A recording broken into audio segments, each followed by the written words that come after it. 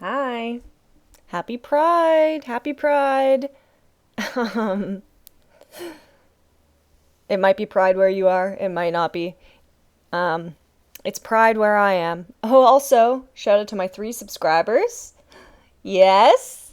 I just got another subscriber. You know what's so funny is I actually have no idea how to look at my subscribers. And I gave up trying. So I don't even know who you are. Unless you were here commenting, then I would know who you are. But shout out to my 3 subscribers. Um, and happy Pride, everyone. Could be Pride where you are. Maybe it's not. But I would love to live in a reality where every day is Pride. Am I right? Um, and I was just sitting here doing my braids, thinking, because lots of wisdom can come to me while I'm doing my braids, mostly because I'm in a flow state. Um, and I don't do it in the mirror, so I can't actually see what I'm doing. Um, I'm going for fishtail braids today, so that's what you see here. Um, but yeah, I was just thinking today because I can't go to any Pride festivities. I am 2 months post surgery.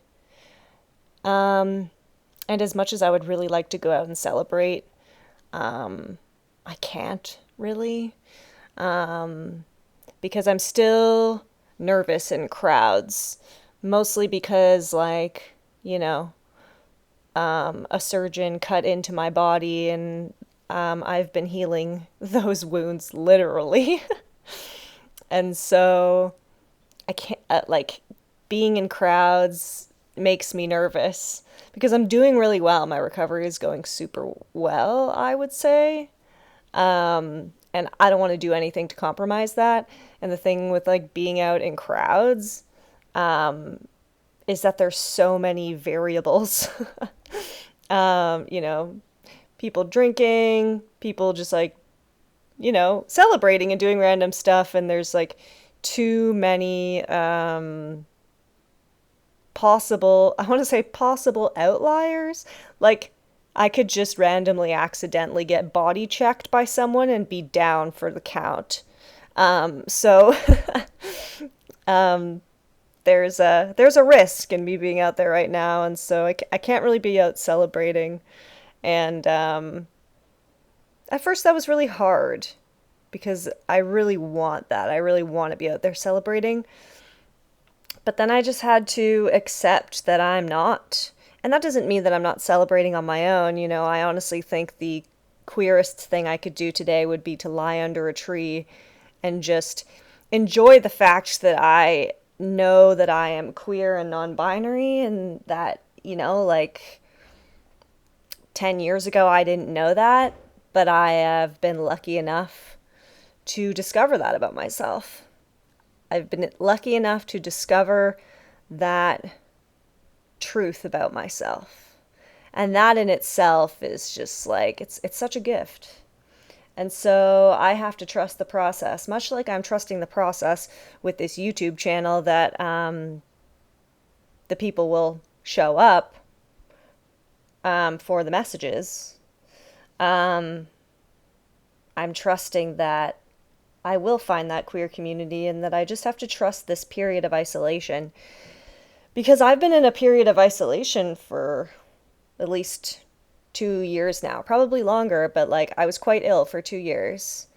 Um, and I'm still working through that, having healed from surgery and everything, but um, there's a lot of spiritual growth that can happen in isolation because it really, really challenges you. And I think a lot of us probably felt a little a little bit of that in the pandemic, but for me,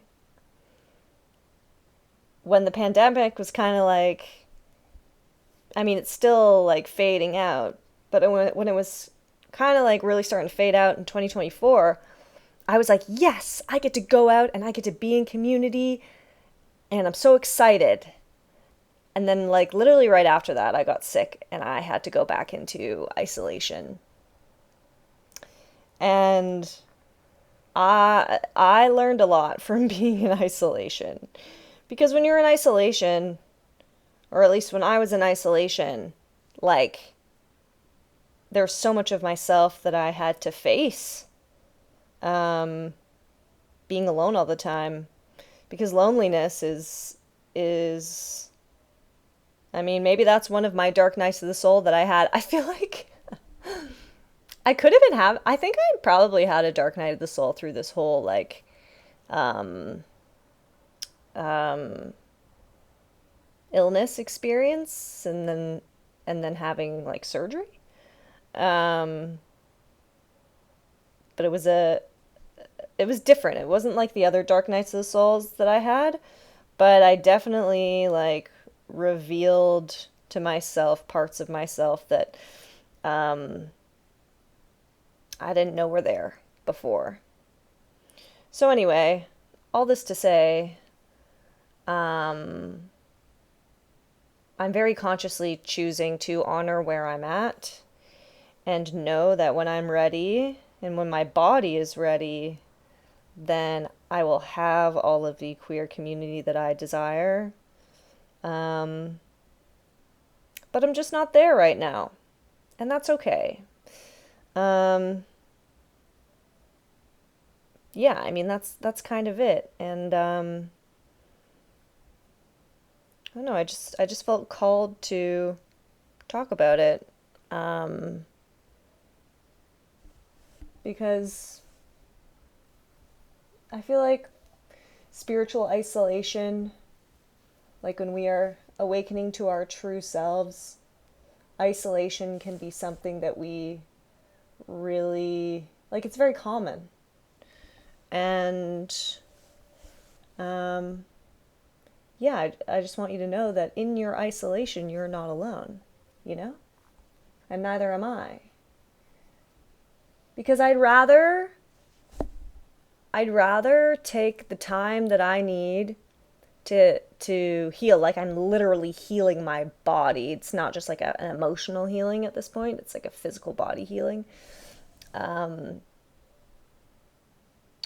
but I do believe that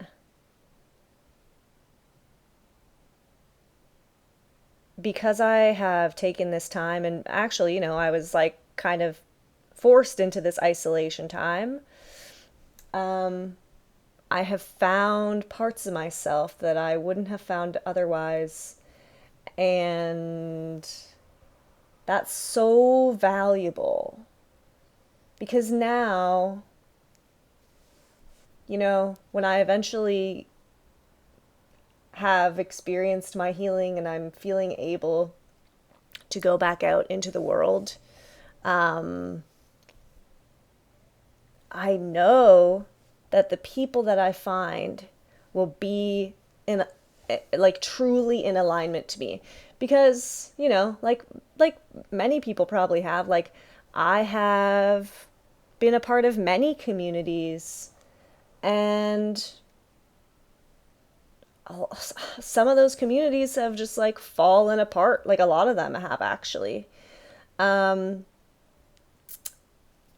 and then I was kind of like left wondering, like, okay, what's the right community for me? Where is the correct community for me?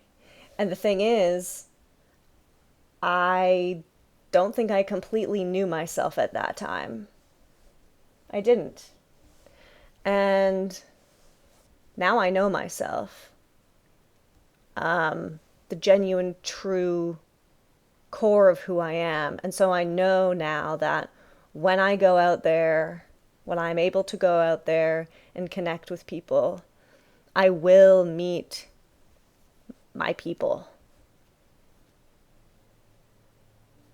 Because not only do I know what that really looks like now, because you learn a lot being in isolation.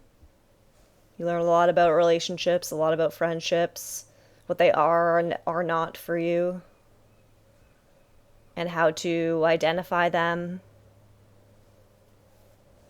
Like, I think my discernment will just be so much more tuned because there are parts of me that have revealed themselves to me in this isolation. So, yeah, that's my message for today. Thanks for listening. These are just my reflections. Like I said, I'm trying not to like do therapy on the internet, but sometimes I feel like that's what I'm doing. How do you like my fishtails? I think they look pretty good. I've got a few like loopies sticking out, but it happens. I wasn't watching, so it's fine. I don't usually do fishtails in two sides, but I'm a big braider. I love braids. Mostly because they keep my hair out of the way, and then when I take the braids out, it's all kinky, which I love. Um, so yeah, I'm pretty much done this braid, but I'm gonna finish it up off camera. But hopefully, something that I said resonates with you, and if so, let me know. And we can bond over shared experience because that's a huge part of what I'm doing here is sharing our experience because that's important. And you're important too. Okay, love you. Bye.